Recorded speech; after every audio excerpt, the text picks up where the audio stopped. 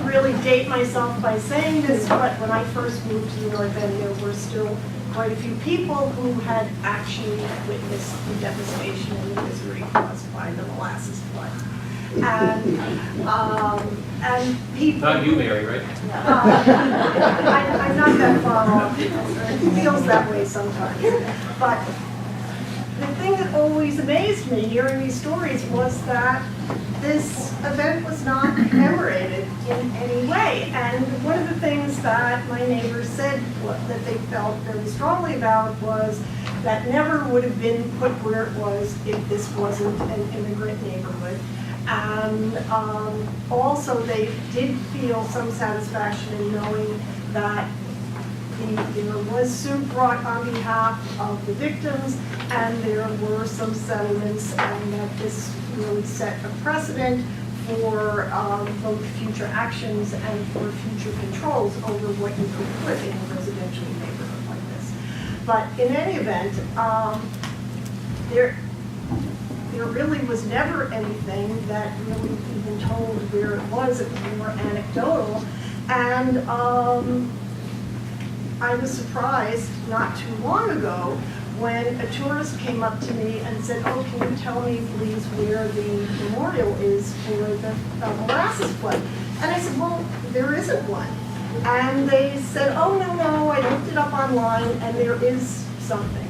And they gave me the address that was given online, and so out of curiosity, I went down and I saw the most pathetic plaque that I don't even know how anyone would even notice it.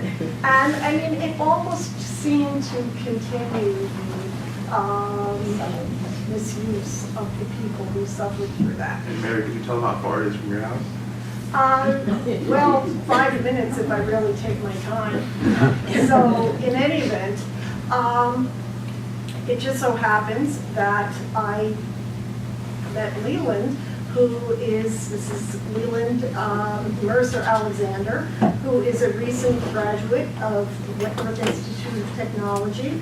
And Wentworth studied construction management and actually works as a site superintendent at Capital Construction right now. But while he was at Wentworth, he also took a city planning course with Professor Lois Asher, who is also with us tonight. There's Lois, and who I'm hoping will come and address our group on another occasion. But the genesis of the concept that Leland would like to share with us tonight came from that course. So I'm going to hand it over to Leland now. Thank you for joining us. Thank you, Mary.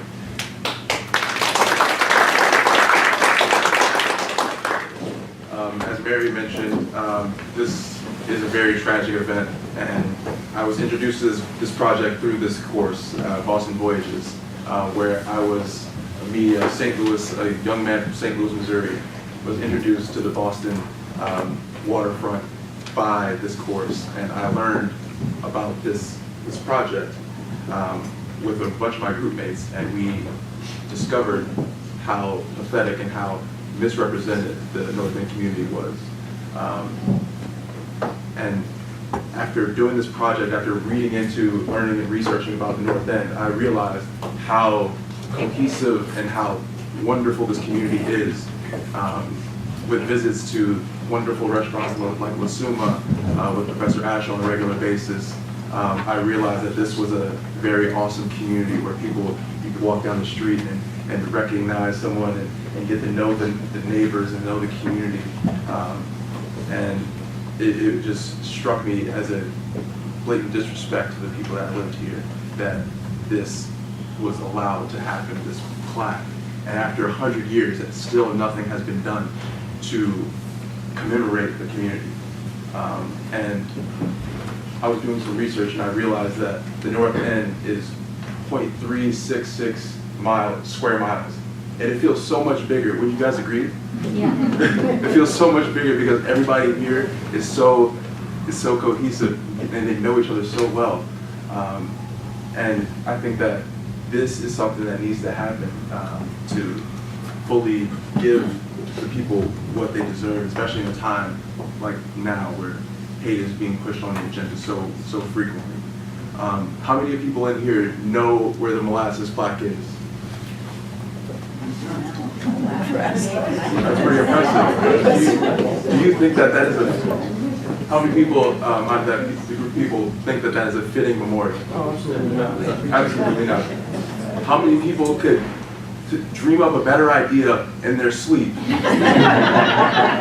hand. I'm gonna raise all of mine. So it's definitely apparent that the people in the North End community think that this is not fitting for the tragedy that it was. 21 people have passed away during this event, 150 injured. And do you know how many man hours that it took to clean up this molasses flood? Does anybody take a guess? Anybody want to take a guess? Give me a wild guess. 500 man hours. No, so it was 80,000 man hours. So collectively, and woman hours too. Person hours, there we go. 80,000 man hours, and they said that even visiting on the train, like it was sticky and the seats everywhere. And I attest to this. When I first came to Boston, I used to hang out in the North End. I went to the TD Garden because I was a big basketball fan. Came down the street, walked around, and I actually smelled the sweetness in the air that they talk about. It's actually there. It's actually there. How many people have actually smelled it? How many people have actually smelled it? I smell it. I don't know if it's just an illusion. You smell it too, right? Okay. So it's definitely obvious that the people deserve something, and me and my group mates became up with a concept. But obviously, we want to get a lot of input from the people in the community, because that's the point of this Molasses Flood Memorial. We want to have input from the community, because there's been obvious instances where big businesses, people in the government have come in and tried to push things and plan things for you.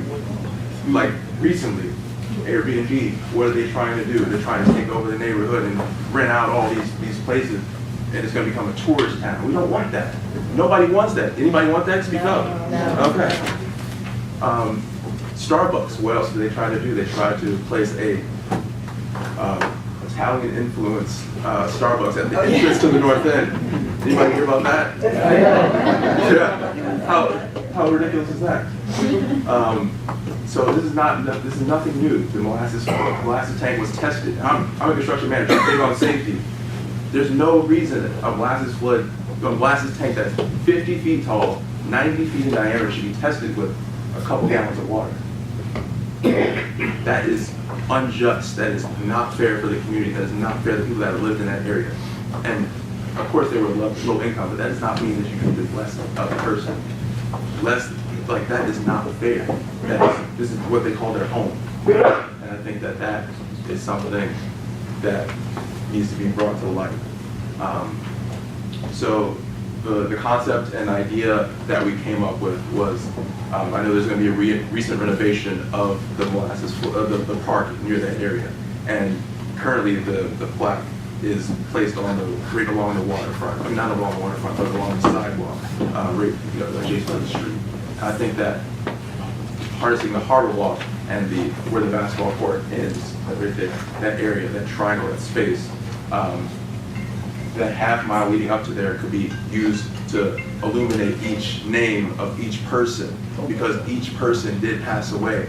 Each person, 21 plaques engraved into the ground of each victim, leading up to a memorial that I would want an inclusive design with people from the North End to design. And I think that my vision in my head is there was so many different walks of life of people that got affected. There was Irish workers, there were firefighters, there was a little girl, there was Italian natives that were affected. And I envisioned them all standing and holding hands in a circle at the end of this quarter-mile harbor walk.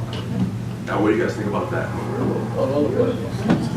Sounds good? All right. Well, we're going to keep pushing and trying to get this to the board. Keep us posted as you progress. Yeah. If anybody is looking to help in any way, I will gladly take some help. But thank you for your time, and I appreciate you. When we'll send out an email, and if anybody is interested, if you give me your contact info, we have people contact you. What would you describe as the area?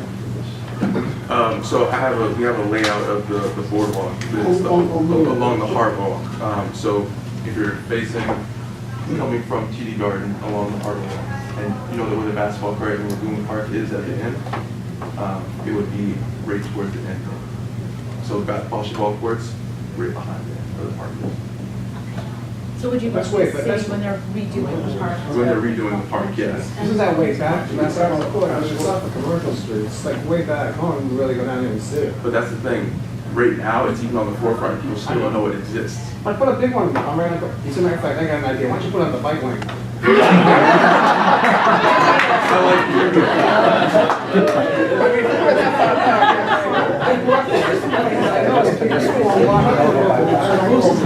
You gotta have it on Commercial Street. Yeah.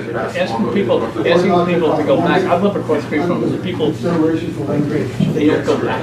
And also, even with the memorial, I think that an annual event should definitely be in place to bring education to the people that don't often visit here that would love to learn about it. And the concept I have, what was Molasses used for? The three things. Munitions, we're not going to memorialize that. We're not going to celebrate that. Baked goods.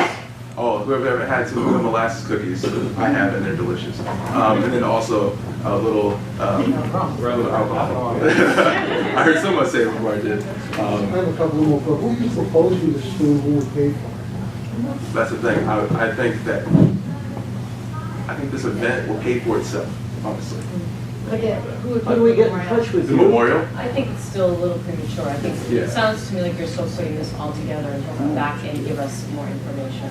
Yes, well, let's identify ourselves, everybody, when you speak. Yeah. Diane Royal, Prince Street. The Community Preservation Act should be able to contribute towards that. One of its purposes is to preserve historical places. Okay. So that's one place you can look. Yeah, if anybody wants to get involved, yes, please. Dave Roderick, North Bend. Also, a lot of people here probably know this, but one of the duck tour vehicles there is called Molly Molasses, and it's painted the color of molasses. And they should tell all their drivers, since they all take the same route, that every tour bus, every tour group should emphasize when they go to the North End, don't point out the Old North Church and leave the North End. Mention the molasses. Yeah, that's actually a good point. If I have one name that and painted that color, like as if, wouldn't people be saying, well, where's this? Sounds like a familiar story. When it was leaking, the molasses tank was leaking, they painted the color molasses so it wouldn't be able to tell. And also, Shice. that you should emphasize how the tank was put here with the ships coming in, but then they should have also built it in Cambridge because they put it on trains and shipped it from the North End to Cambridge. So why wouldn't the tank been built in Cambridge in the first place? I wouldn't want that in Cambridge. That's what I emphasize. Don't say it.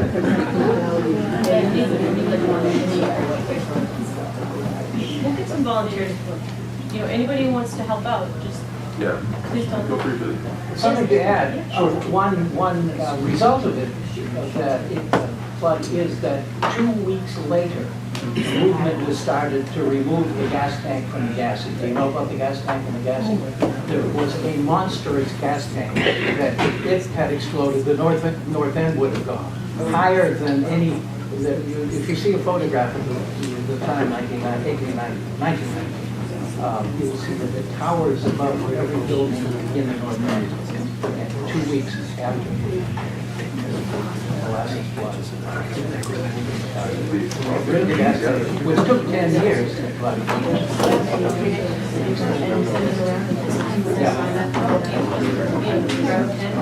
We're doing it now for the letter. So that's great. Thank you so much. Thank you guys.